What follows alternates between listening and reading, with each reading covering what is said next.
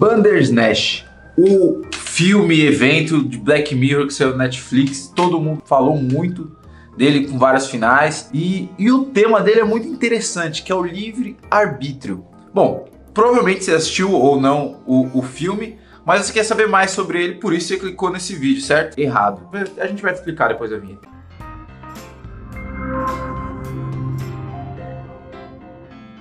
Tô aqui com o grande mestre Alberto Deliso, mais uma vez. Valeu. E não tem ninguém melhor que eu chamar pra falar sobre livre-arbítrio, porque você já fez uma dissertação sobre, não é mesmo? É minha dissertação de mestrado, galera nem imagina, mas foi sobre livre-arbítrio, na verdade. Foi psicologia jurídica, esse tipo de psicologia jurídica. O que aconteceria no direito penal brasileiro se fosse determinado que não existe mais livre-arbítrio? E se fosse comprovado pela ciência isso, o que aconteceria? Você é escravo do seu cérebro, não o contrário, não é?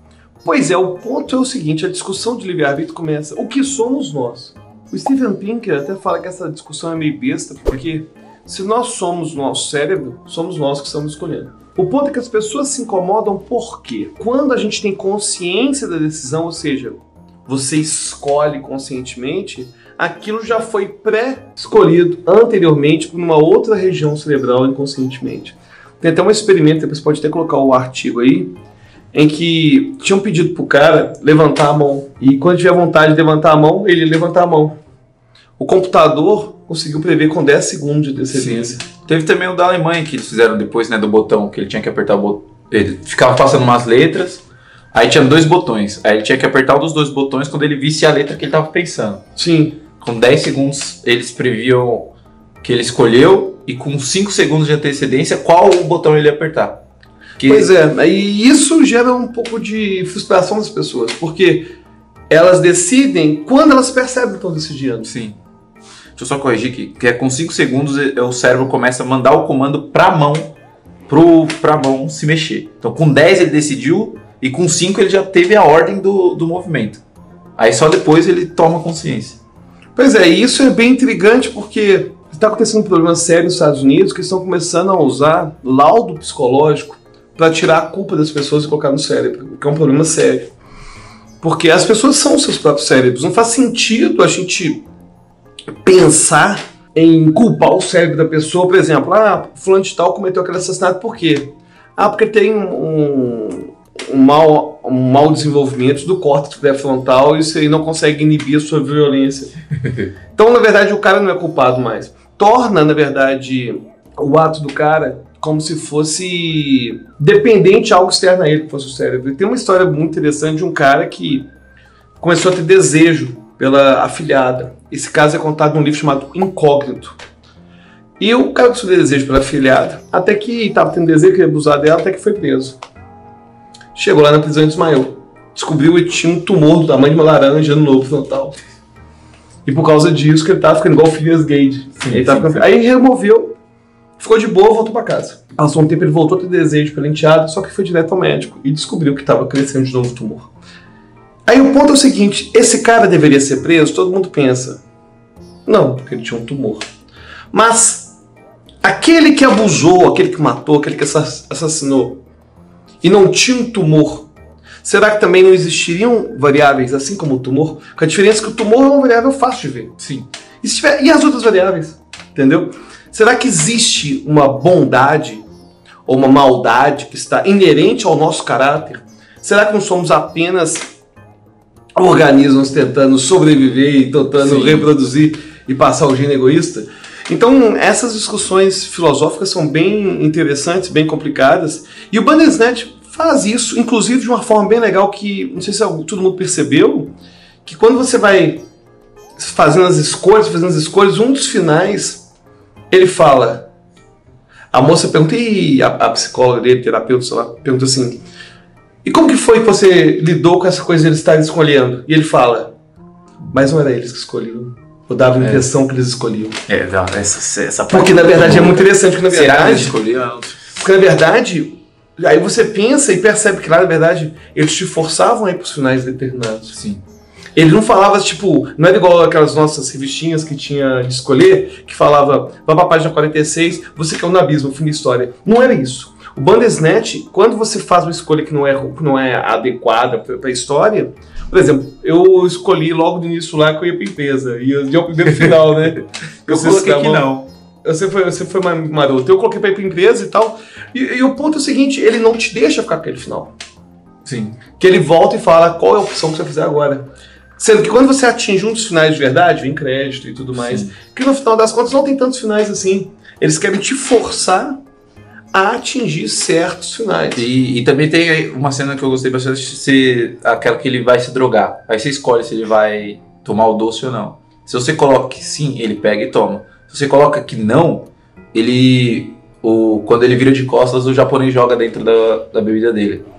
Daí ele pergunta, o que você fez? Por que você fez isso daí? Só que ele não vê que o cara joga, sim, né? Ele olha pra tela e fala, eu escolhi por você. Pois é, e aí não faz diferença. É interessante. Exatamente. E, enfim, eu achei o Bandersnatch uma experiência ruim e boa ao mesmo tempo. Eu achei meio ruim porque eu achei as escolhas meio bestas. Então, uma coisa que me incomodou. Eu achei, tipo... você quer comer uma batata ou você quer, sei lá, comer... Sucrilho, sabe? Tipo um negócio assim no início. Sabe? Agora, eu gostei muito da transição das escolhas. Foi uma transição, tecnicamente falando, muito suave. Sim. Não dava aquela... igual aqueles vídeos de YouTube, né? Que a gente vê com interatividade, que dá aquela travadinha. Elas eram bem suaves. Eu achei o plot interessante, mas eu achei os desdobramentos... Não achei tão legal não, entendeu? Por exemplo, é um filme que se não fosse a interatividade, não seria bom. Sim. Então, me incomodou. Agora, eu gostei muito das referências também que foram feitas a Alice, por exemplo. Tem uma referência que eu percebi, eu não vi ninguém comentando, se o cara vai ser o primeiro a comentar. A referência legal é o seguinte. Já dá o like pela referência. Que tem muitas menções a Alice, o País das Maravilhas, Alice, o País do Espelho, sei lá como chama esse negócio hoje. Eu tô ficando tão velho que os nomes estão mudando. É que o pessoal tá criando sequência pras histórias. Enfim, mas o que acontece é o seguinte. As referências a Alice, o País das Maravilhas são muito claras. Mas tem uma referência interessante que o coelho tá sempre atrasado na Alice. Ele fala, tô atrasado. Como é que o coelho pode estar atrasado? E é justamente o coelho de pelúcia que faz o menino atrasar. Nossa, não tinha Deu verdade. E eu não vi isso, ninguém comentando sobre isso. E eu percebi que eu tava assistindo. É verdade, é o coelho. Eu não sei se é coincidência, mas é interessante que é o coelho que faz atrasar. É verdade. Que é uma referência. E isso Sim. torna a experiência melhor, entendeu? Você tá assistindo, você percebe esses easter eggs, percebe essas referências todas. Mas eu acabo me sentindo naquele papel de alguém que tá assistindo um filme e acaba gostando pelo fanservice. Sabe? Tipo, percebi aquilo, mas não sei se quando você seca tudo, se o que resta é uma boa história, entendeu? Mas no final é uma discussão bem interessante e eu achei legal isso. Outra coisa que eu não sei se foi proposital foi o time de 10 segundos para você escolher, que coincidentemente é exatamente o tempo que eles conseguiram, que o cérebro toma a decisão antes de você tomar consciência. É verdade, eu não tinha percebido isso, é verdade. É exatamente 10 segundos que você tem para escolher, que é o que a pesquisa mostrou que a pessoa... Que na verdade não significa que o cérebro pega 10 segundos antes. Na verdade, se a gente talvez melhorar os equipamentos, vai descobrir outros mecanismos, sim, talvez que seja antes ainda, né? Mas verdade. Sim, os melhores números são de 10, assim, é bem interessante mesmo. Se parar pra pensar, é a mesma coisa.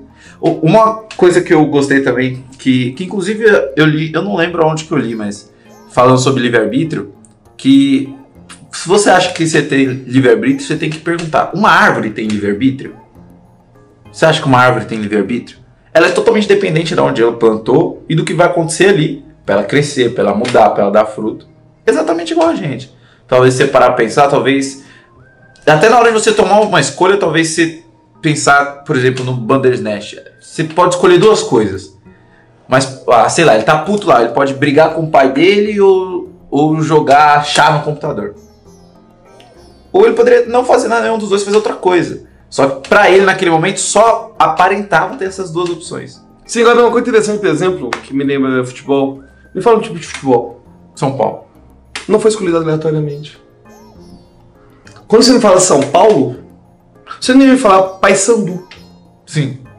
Ou seja, tudo aquilo... Pensa, por exemplo, numa cidade fora do Brasil. Pensa numa cidade fora do Brasil e fala. Londres. Tem motivo. Se você pensar, você consegue, em qualquer escolha que você faz, identificar qual foi o fator, o elemento que levou você a escolher aquilo. Que levou aquilo vir até você. Tudo. Todas as nossas ações do universo têm um evento que antecede. Por que as nossas escolhas não teriam esse evento que antecede? Por que a mente não seria causada? seria um fenômeno biológico que não é causado. Então não faz muito sentido, né? Exatamente, caraca. Ó, espero que vocês tenham gostado desse vídeo. Muita fumação de banana esse vídeo. Porra. Bem USP. A gente sai daqui, a gente vai pra USP abraçar uma árvore. Isso. e bater palma pro pôr do sol no arcoador. Lá no arcoador. Obrigado, Albertinho, mais uma vez. Tamo junto aí. Fala aí, pessoal, suas redes sociais, que vocês conhecem. Vai no canal youtube.com/alberto, não é isso não. youtube.com/supermemória e facebook.com/alberto Delisula Medeiros. Instagram Alberto Delisula, a gente se vê lá. Então se inscreve no canal se você não é inscrito, ativa as notificações e agora ó, você tem 10 segundos para escolher qual desses 2 vídeos que você vai assistir que tá aparecendo aí. Bom, já escolheu? Já escolheu? Então escolhe logo. Tchau, até a próxima.